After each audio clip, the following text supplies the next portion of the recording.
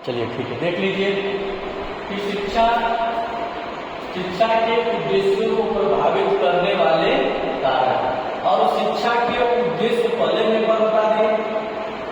ठीक है, तो शिक्षा के उद्देश्य को प्रभावित करने वाले कारक कौन कौन हैं और कैसे शिक्षा प्रभावित होता है, समझ रहे हैं ना। देखिए लिखा शिक्षा को प्रभावित करने वाले कारक।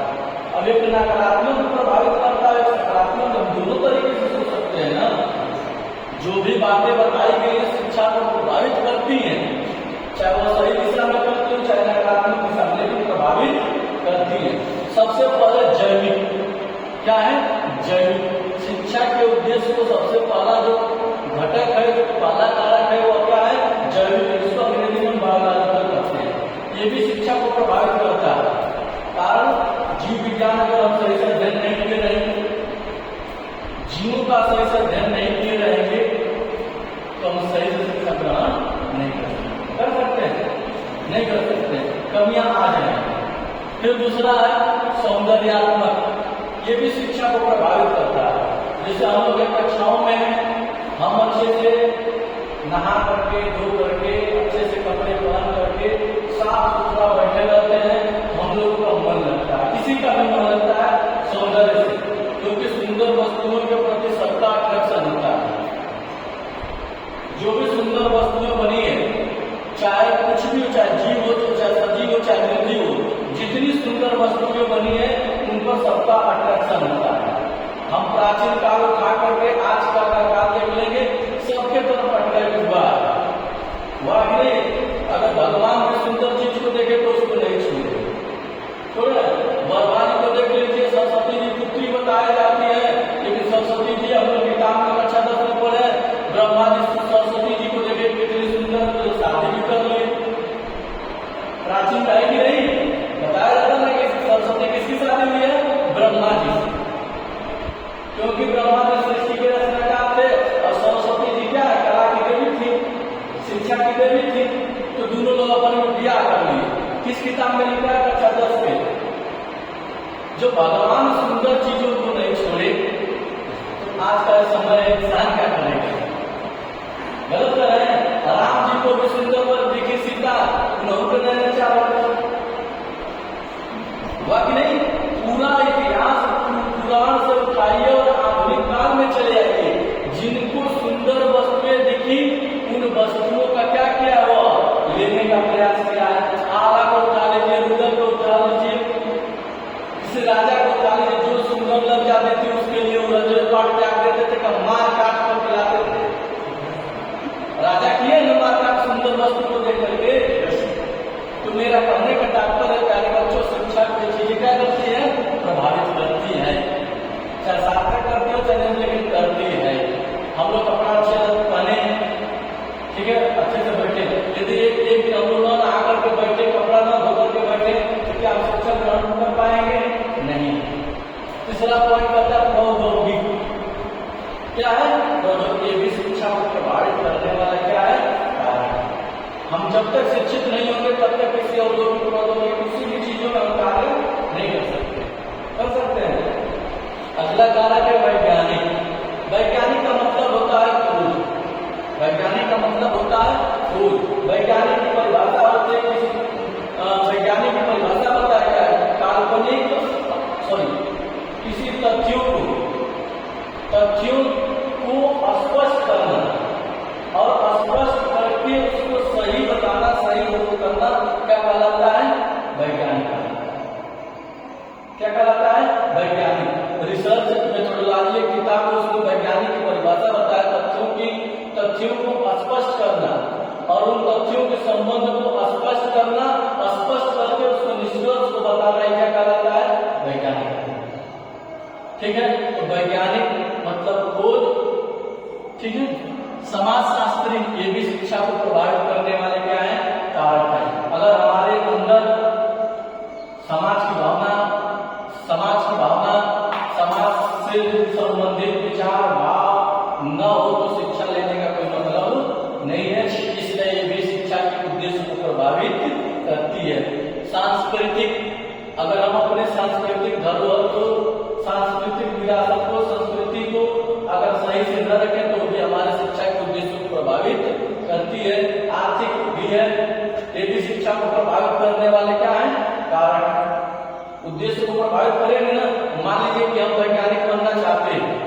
मान लीजिए कि हम डॉक्टर बनना चाहते हैं और हमारे पास उतना पैसे नहीं है, तो हमारे शिक्षा को प्रभावित आपने किया कि नहीं किया?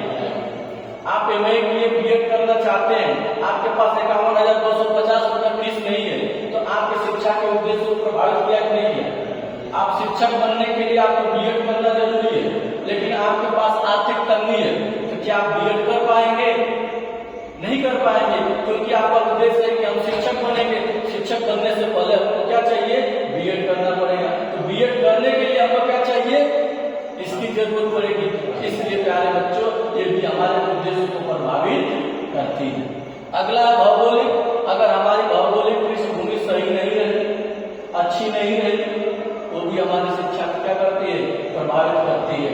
आप यदि इतिहास उठाकर चले जाइए, पुराणों में चले जाइए, वहां जिनकी भौगोलिक स्थिति नहीं सही रहती थी उनको शूद्र कहा जाता था, जिनकी भौगोलिक स्थिति सही नहीं रहती थी उनको निम्न लोग कहा जाता था, और उन लोगों को शिक्षा लेने का कोई अधिकार नहीं था।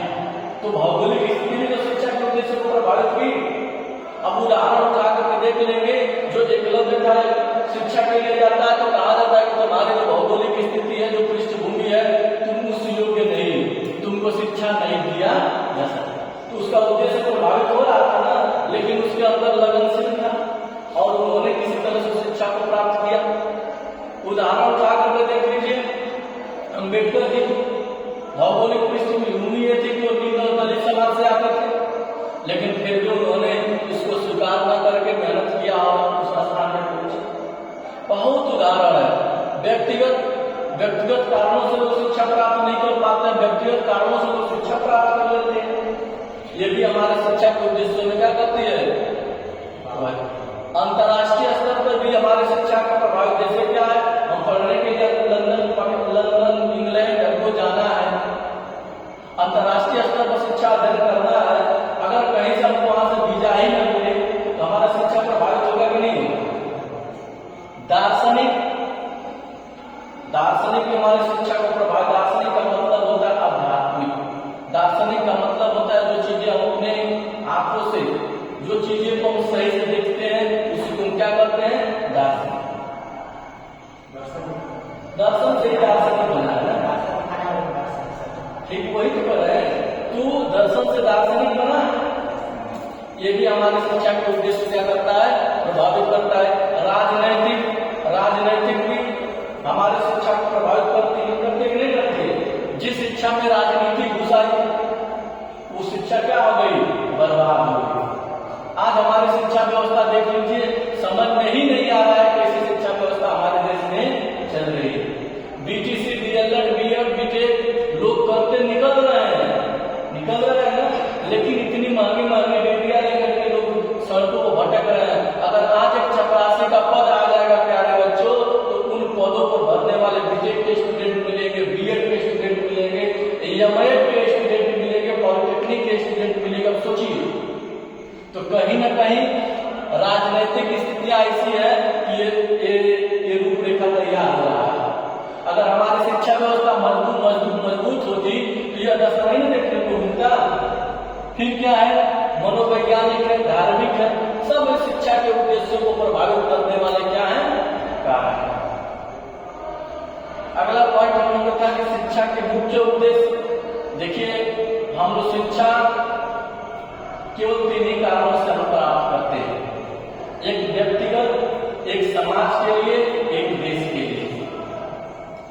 शिक्षा प्राप्त करने का हम लोगों का मुख्य उद्देश्य यही है, सबसे पहले अपना पेट भरे। देखिए, बिना अपना पेट भरे हम कुछ कर नहीं सकते, इसलिए शिक्षा का पहला उद्देश्य क्या है? व्यक्तिगत। दूसरा उद्देश्य क्या है? सामाजिक। सामाजिक का मतलब परिवार हो जाएगा, समाज हो जाएगा, और जब इस चीज से हम लोग फ्री होंगे तो राष्ट्र के बारे में सोचेंगे। ठीक है, इन चीजों को जानते रहिए। शिक्षा को प्रभावित करने वाले कारक, शिक्षा के मुख्य उद्देश्य क्या है, जब इन सब चीजों के बारे में हम लोगों को जेहन में बात बनी रहेगी तो सच में हम कुछ कर गुजरने के लिए हौसला रखेंगे। नहीं तो फिर क्या है, रोज 90,000 लोग कितने पैदा हो रहे हैं, उस लाइन में कहाँ रहेंगे पता नहीं है। ठीक है, धन्यवाद।